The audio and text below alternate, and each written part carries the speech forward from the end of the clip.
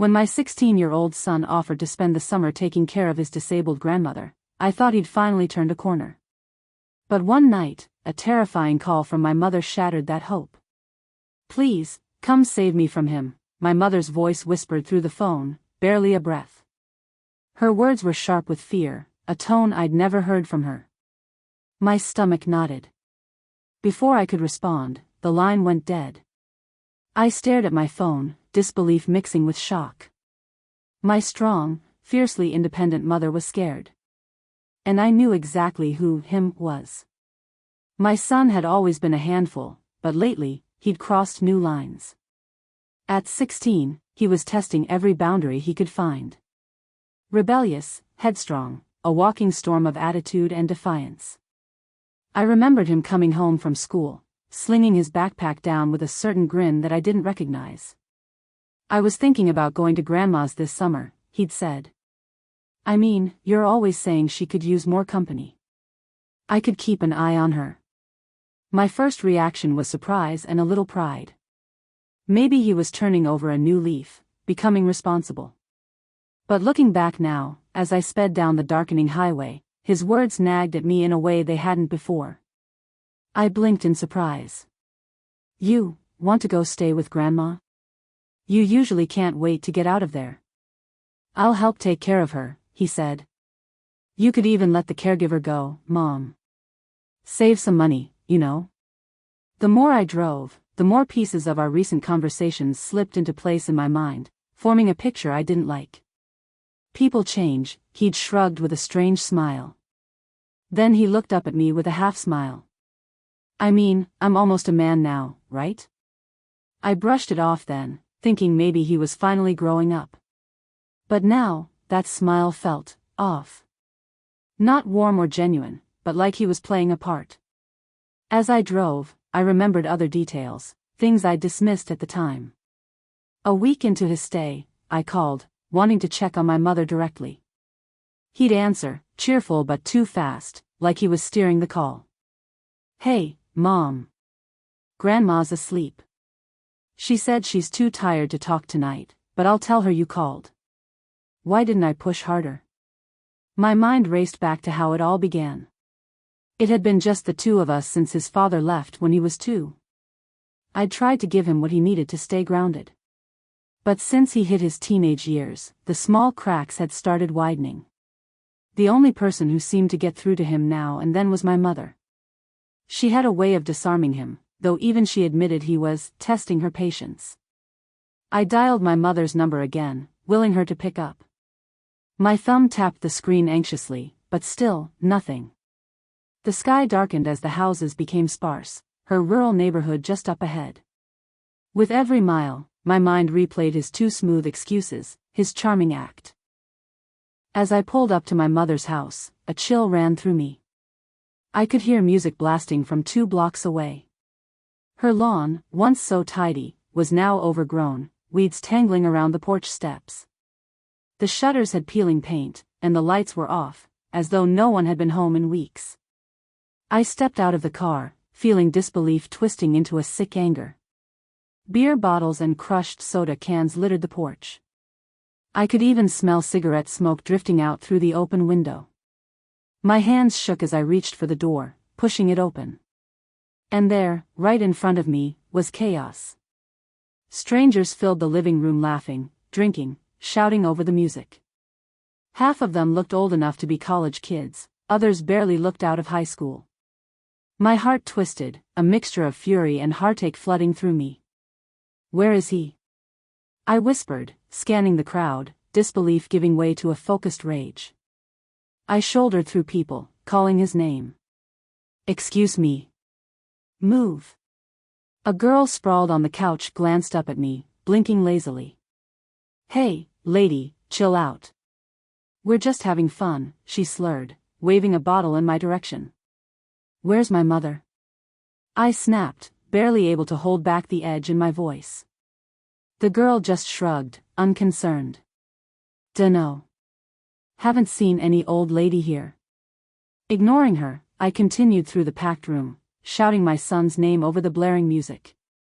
I looked from face to face, my heart pounding faster with every step. Every second that passed made the house feel more like a stranger's, more like a place my mother would never allow, let alone live in. "Mom!" I called, my voice desperate as I reached the end of the hall, near her bedroom door. It was closed, the handle faintly scratched, as though it had been opened and closed 100 times in the last hour alone.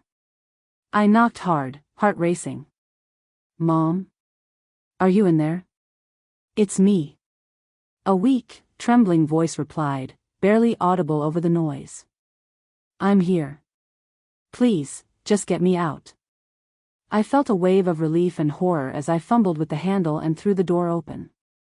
There she was, sitting on the bed, her face pale and drawn, eyes rimmed with exhaustion. Her hair was mussed, and I could see dark circles under her eyes. "Oh, Mom." I crossed the room in a heartbeat, falling to my knees beside her and wrapping my arms around her. Her hand, frail but steady, clutched mine. "He started with just a few friends," she murmured, her voice barely above a whisper. "But when I told him to stop, he got angry. He said I was just getting in the way." Her voice wavered. "He started locking me in here. Said I was ruining his fun." A sickening wave of anger surged through me. I'd been blind, foolish enough to believe my son's promise to help out. I took a shaky breath, stroking her hand. "I'm going to fix this, Mom. I swear." She nodded, gripping my hand, her own fingers cold and trembling. "You have to." I walked back to the living room, my jaw clenched so tight it hurt. And there was my son, leaning against the wall, laughing with a group of older kids. When he looked up and saw me, his face went pale. "Mom? What are you doing here?" "What am I doing here?" I echoed, my voice steady with a calm I didn't feel. "What are you doing here? Look around. Look at what you've done to your grandmother's home." He shrugged, trying to play it cool, but I saw his mask slipping. "It's just a party. You don't have to freak out.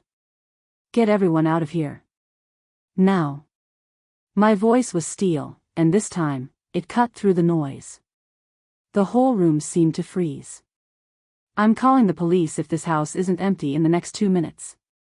One by one, the partiers shuffled out, murmuring and stumbling toward the door.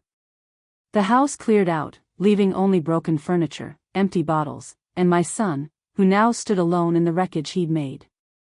When the last guest was gone, I turned to him. "I trusted you. Your grandmother trusted you. And this is how you repay her? This is what you thought helping looked like?" He shrugged, a defensive sneer twisting his face. "She didn't need the space. You're always on my case, Mom. I just wanted some freedom." "Freedom?" My voice shook with disbelief. "You're going to learn what responsibility is." I took a deep breath, feeling the weight of each word. "You're going to a summer camp with strict rules, and I'm selling your electronics, everything valuable, to pay for the damage. You don't get a single freedom until you earn it." "What?" His bravado faltered, fear flickering in his eyes. "You can't be serious." "Oh, I am," I said, voice colder than I'd ever heard it. "And if you don't change, you're out of the house when you turn 18. I'm done with excuses." The next day, I sent him off to camp. His protests, his anger all faded as the summer passed, and for the first time, he was forced to face the consequences. As I repaired my mother's house that summer, I felt the pieces of our family begin to mend. Bit by bit, room by room, I cleared the broken glass, patched up the walls, and held on to hope that my son would come home a different person. After that summer, I saw my son start to change. He grew quieter, steadier, spending evenings studying instead of disappearing with friends. Small acts like helping around the house, and apologizing without being prompted became routine. Each day, he seemed more aware, and more respectful, like he was finally becoming the man I'd hoped for. 2 years later, I watched him walk up my mother's steps again, head bowed. He was about to graduate school with honors and enroll in a nice college. In his hand was a bouquet, his gaze sincere and soft in a way I'd never seen. "I'm sorry, Grandma," he said, his voice thick with regret. I held my breath, watching as the boy I'd fought to raise offered her a piece of his heart. Write in the comments what you think about the heroes of our story and subscribe to our channel.